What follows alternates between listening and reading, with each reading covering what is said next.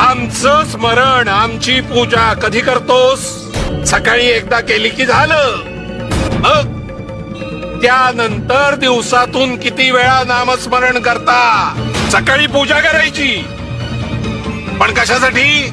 लोकांना दाखवायला मी स्वामींचा किती मोठा भक्त आहे, मी पूजेसाठी अमुक साहित्य वापरतो.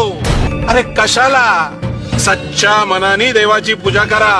आणि काय रे, पूजा करतानाही तू एकाग्र चित्त असतोस? पूजेत तुझं ध्यान असतं?